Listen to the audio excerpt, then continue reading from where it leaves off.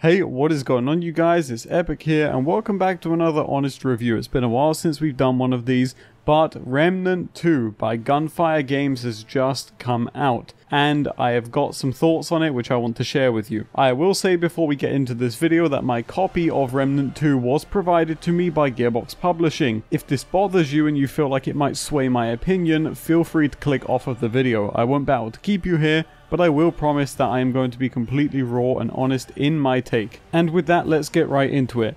Remnant 2 is an absolute masterpiece. This game is a genuine buck. There's not many other ways I can say it, I just have to be blunt with it. In gaming, I don't really have favorite games, but what I do have is a list of games that I think everybody should have to play.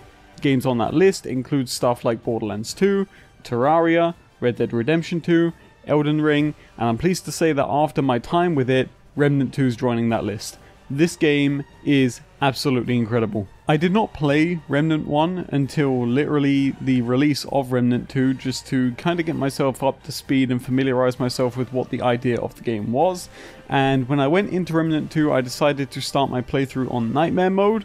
You get 3 starting difficulties. You can go Survivor, Veteran, or Nightmare. And then, should you beat the game on Nightmare, you unlock another one, which is Apocalypse. The game also features a hardcore mode as well, but I am definitely not brave enough to do that just yet. So after beating the game on Nightmare, I then also went back and did a Veteran playthrough, this time picking other classes, and I think that's where we'll start with Remnant 2.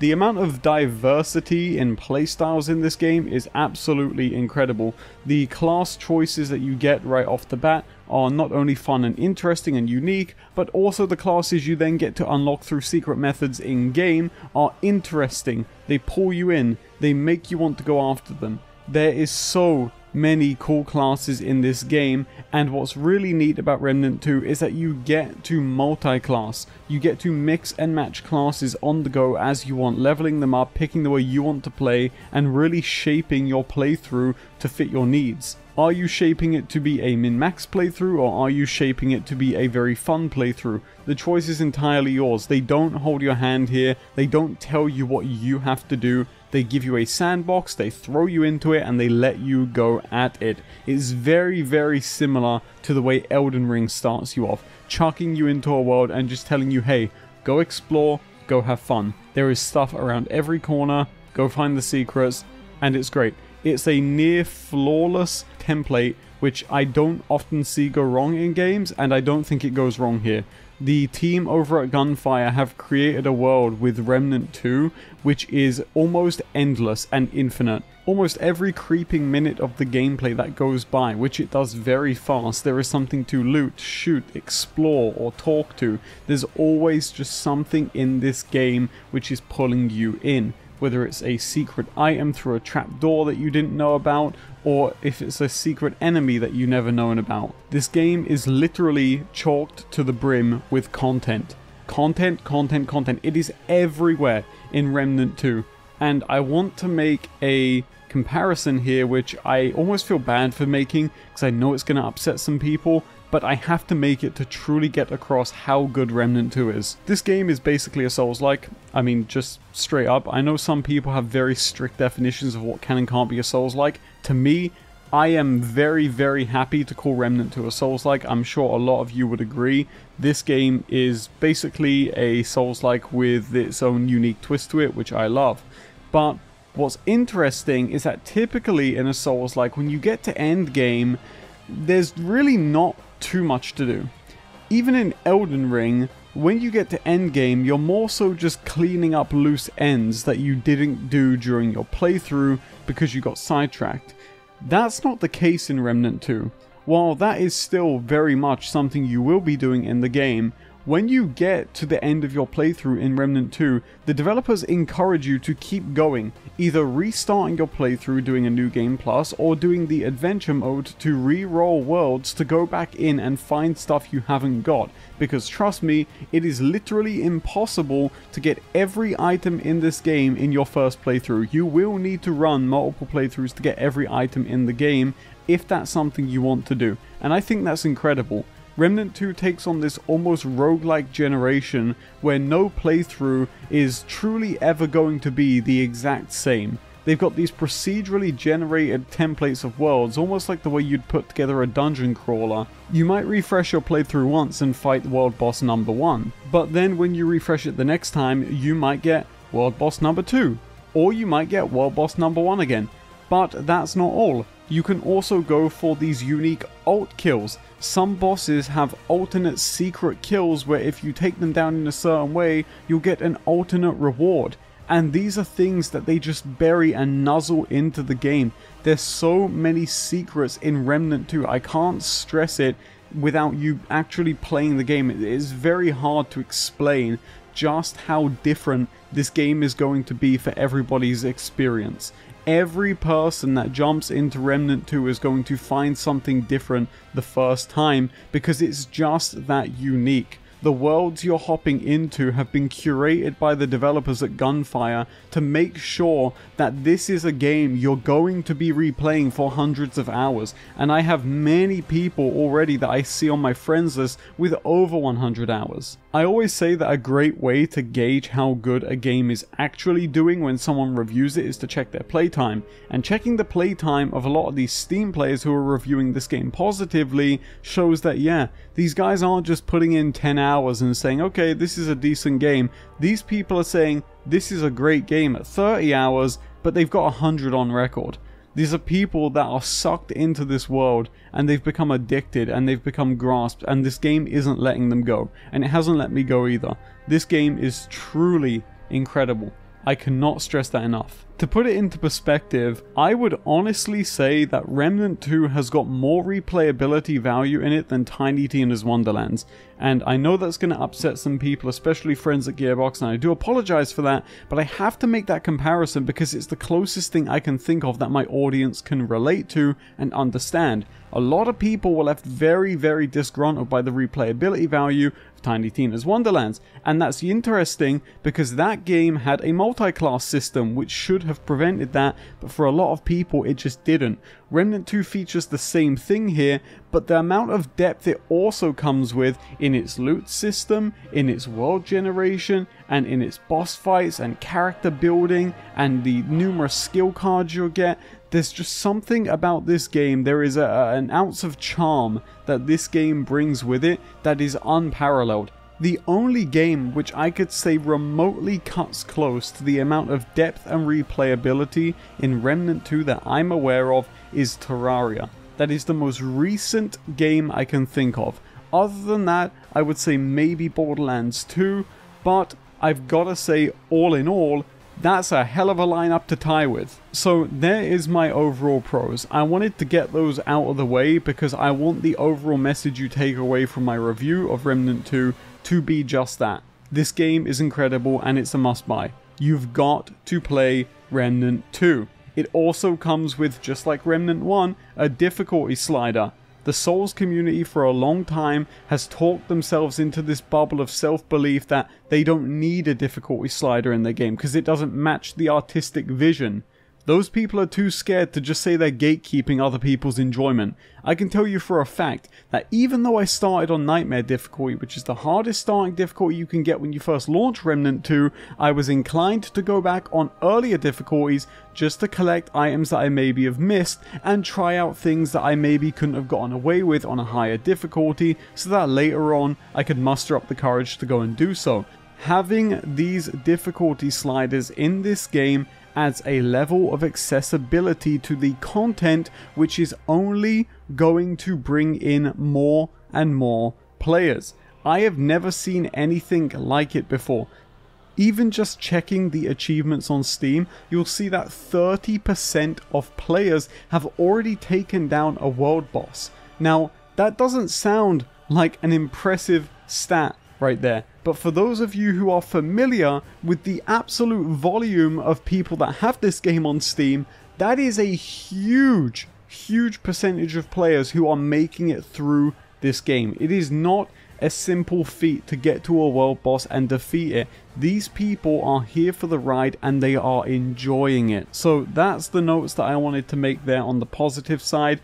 This game is an absolute all-time genuine buck. You've got to pick this game up. Now, into my complaints for Remnant 2. I don't have many.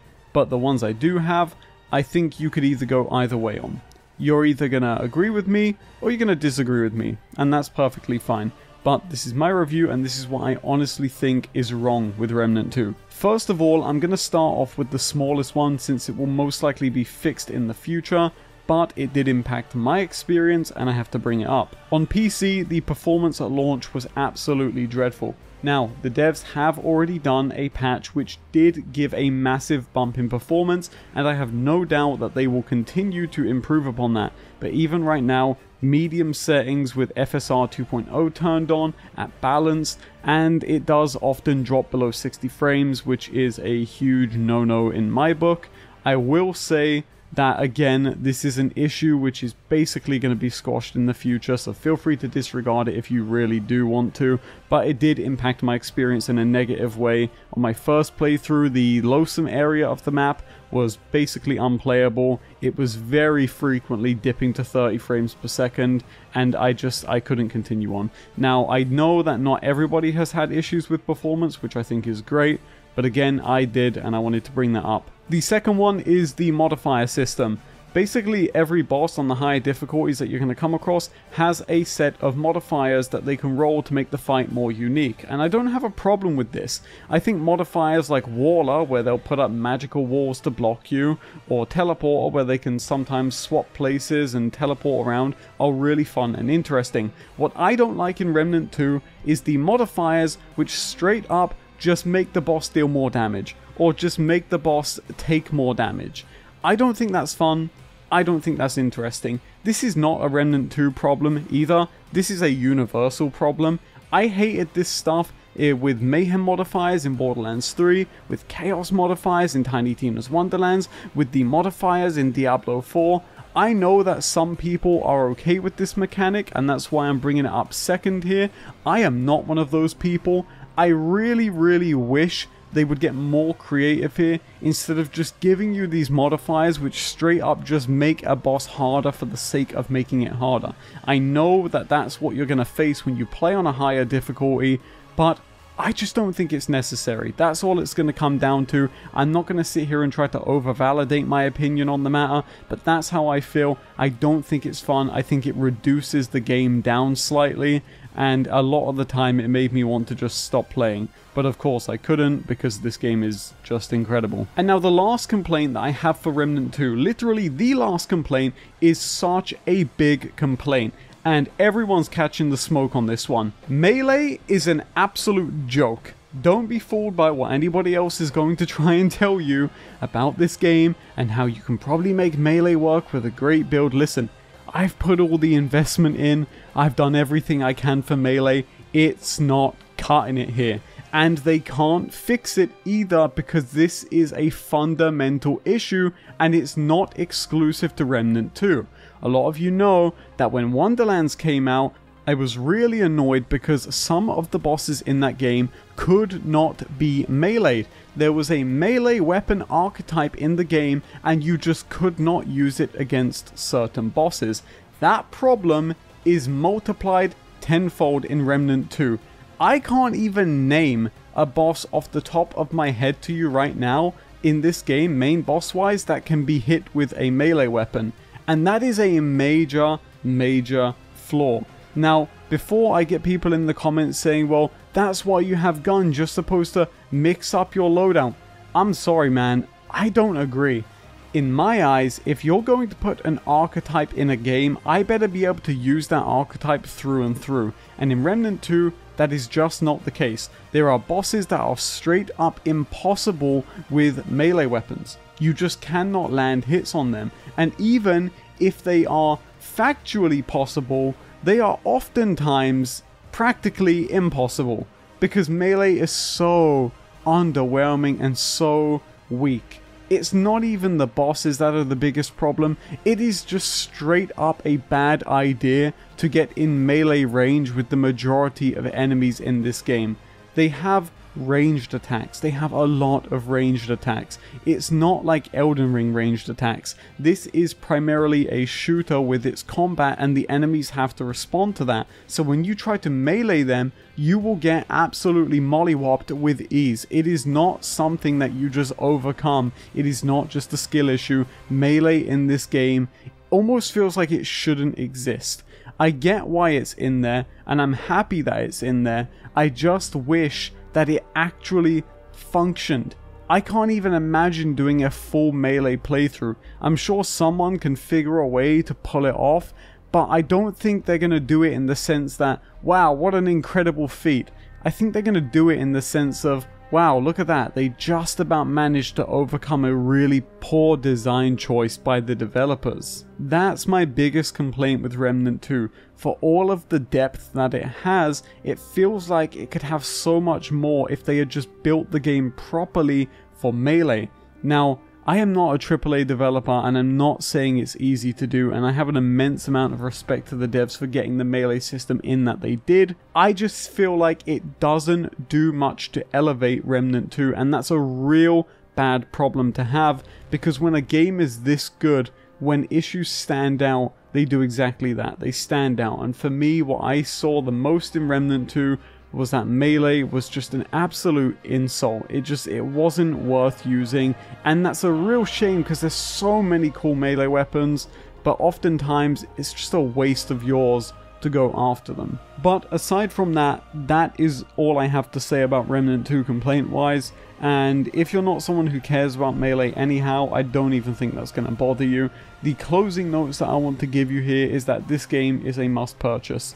If you are going to do anything by the end of the year, pick up Remnant 2. In a lineup with Tears of the Kingdom and Diablo 4, I think Remnant 2 might get snuffed in the game of the year, but I definitely don't think anybody would be surprised if it got it, because this game is an absolute crown jewel. I absolutely love the time that I spent with Remnant 2, and I'm gonna keep spending time with it even after this video. Big thank you to Gearbox Publishing again for supplying the code for Remnant 2, and congratulations to Gunfire for making what I think is a must-play game. Take it easy, and I'll check you all in the next one.